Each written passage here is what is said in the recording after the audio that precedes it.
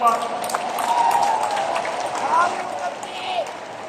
In behalf of PDP government, that I am the Vice President for the Visayas.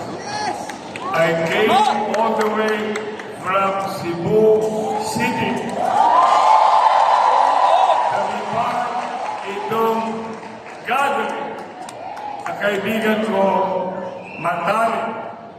Walang iba, 53 sa Baluta, Iboy for Senator. Ano pa ba ang kailangan kong sasabihin? Trial and tested yan sa Kibuloy. I am known him, alam na alam ko si Kibuloy. Apollo. I've been mayor, and I've been serving the country for 31 years already. 31 years. Naging presidente po ako ng Councilors League sa buong bansa, Vice Mayor's League sa buong bansa. Presidente po ako sa lahat ng mayor. League Cities of the Philippines, and that brought me nakakilala ko kasi nagpunta na noon when I was the mayor in the city of Cebu somewhere 2010. Kaya nga sabi ko sa sarili ko, sabi kasi ni MJ, Mayor Mike, after last night at Bank and MJ, in-interview ako. Ano ba sasabihin ko? Wala na ibang sabihin. Kailangan natin si Pastor 53 Kibuloy sa Senado. Tama ba ako? Kailangan natin taong totoo, taong may puso, taong who will convert like all of you. And that is why I want to be counted. I want to be counted itong importanteng gathering. I know I have visited Pastor Apollo Kibuloy, and I know he is much. Tama ba ako? Pastor, hindi man ako pastor. Pastor Apollo Kibuloy, nandiyan ka, kikinig ka sa amin, nandito po kami. Mahal na mahal namin kayo.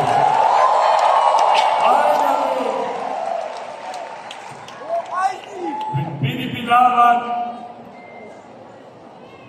our chairman, Mayor President former Digong Duterte also endorses Kibuloy for Senator, including Vice President Sara Duterte. And last but not the least, all of us,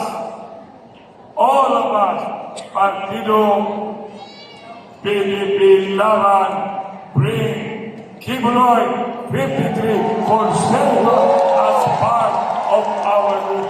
Maraming salamat. Agad salamat kami saya. Ay kami kaninyong tanan. Isayang ako. God bless!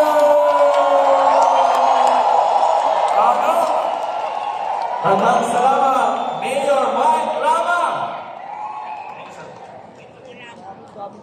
Nakipanaw, Sambayanan Party List number 88 po, kag Eric Jeffrey Celis.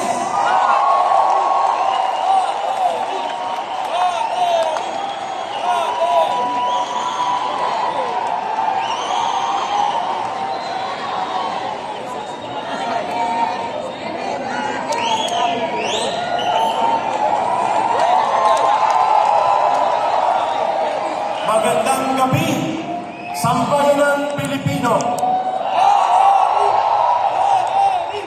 Sa lahat po ng sumasama at nakikibahagi sa makasaysayan at napaka-makabuluhang pagtitipong ito, hindi lamang ang mga kasabihan at pamunuan ng Kingdom of Jesus Christ, kundi mismo ang iba't ibang sektor ng ating lipunan na naniniwala sa totoong pagdating ng reforma at pagbabago sa isang matinong pamamahala na siyang sinisimbolo ni Pastor Kibuloy, masigabong na pagpalakpak sa politika ng reforma at pagbabago.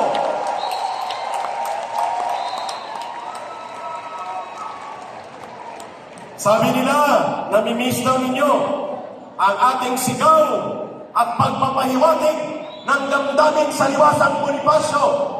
Sabi ko, ang kaibahan lang ng Liwasang Bonifacio at ng Inares Sports Arena, yun ay open space. Ito ay may bubong, pero rally pa rin ito para po sa totoong agenda ng sambayanang Pilipino.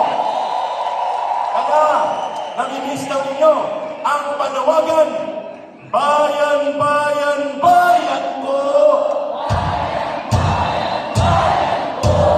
Di patapos ang laban mo. Si Pastor Kibuloy, dadalhin mo sa Senado.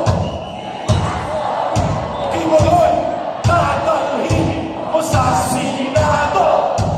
Bayan, bayan, bayan ko. Bayan, bayan, bayan ko. Di patapos ang laban mo. Di patapos ang laban mo. Si Pastor Kibuloy, pipilitin sa Senado.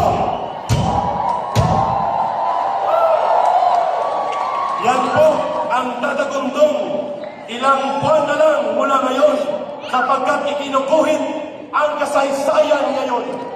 At tamang-tama po ang pinakasentro at pinakasimple na agendang tinutungtungan ng pagiging senador ni Pastor Kibuloy sa Republika ng Pilipinas ay siyang dahilan kung bakit sa loob ng 100 taon mahigit ng politika sa Pilipinas patuloy na nanunugmok sa kahirapan ang milyong-milyong Pilipino dahil bulok at kurakot ang namumuno sa gobyerno maliban sa panahon ni Rodrigo Duterte. May exemption yun.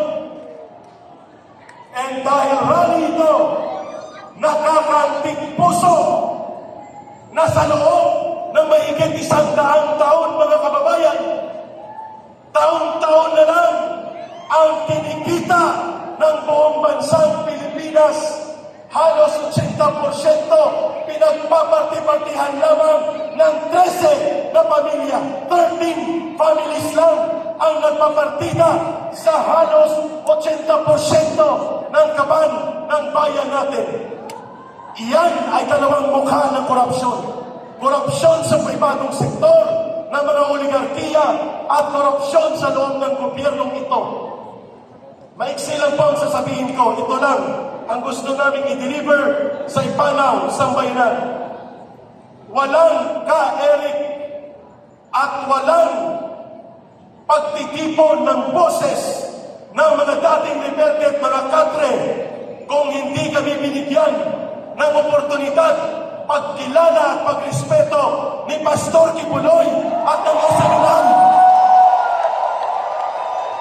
Sa panahon na nag-aalangan ng lahat na banggain ang numero 1 nagwawasak na nating bayan sa loob na mahigit 50 taon, ang CPP, NPA, NDF, even the media are afraid to confront the problem. Kaya hindi po ganun ka-popular ang National Task Force to End Local Communist Armed Conflict.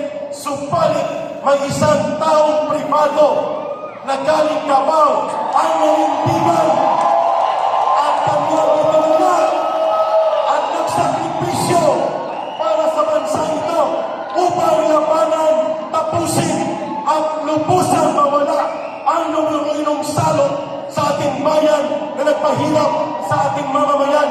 Ang CPP, NPA, NDF, walang iba, si Pastor Kibuloy at ang laban sa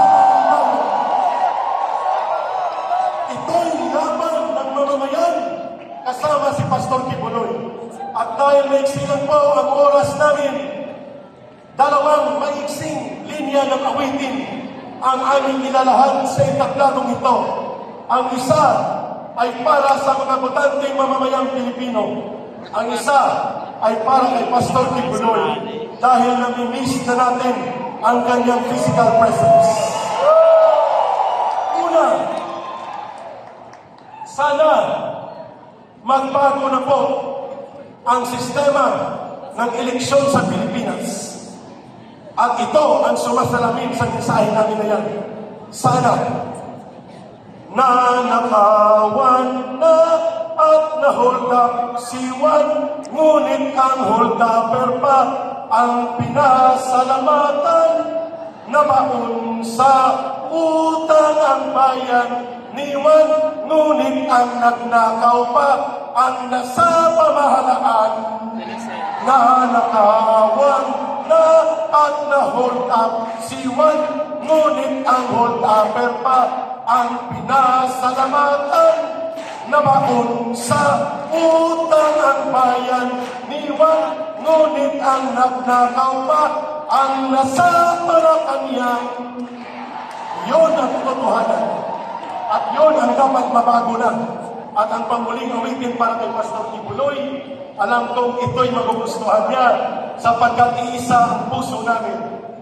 Nagkaiba ang aming pinanggalingang mga ilog ng buhay, subalit iisa ang dagat na patutunguhan natin.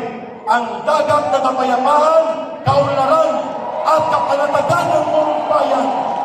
We are like rivers coming from different direction, but we will all meet on the same sea, the sea of liberation and the sea of peace and security of this country. Kung ang gintong palay ay kumakaway, katabi mo ako sa bukid bayan ko. Kung tigang ang lupa at di ka matutuwa, ako ang magdidilim. Kung ang bulaklak ay humahalimuyak, igagawa kita ng kwentas, Pastor Apollo. Kung nananantag ang bagyong sigwa, ako'y may kubong ligtas. May pag-ibig pa ba higit na dakila sa pag-ibig ko sa'yo, bayan ko? Wala na nga, wala na nga, wala.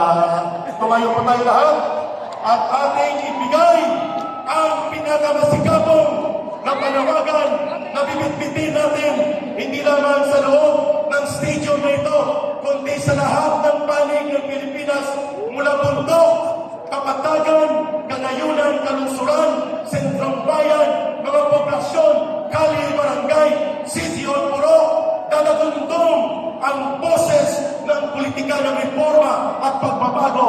Yan ang representasyon ni Pastor Apollo Kibuloy sa Senado. Yan ang bibitbitin ng ipanaw sa bayanan. Mabuhay ang bansang Pilipinas. Maraming salamat. Mahalin natin ang bansang ito. Walang ibang magmamahal ito, kundi tayo rin mga Pilipino. Maraming salamat.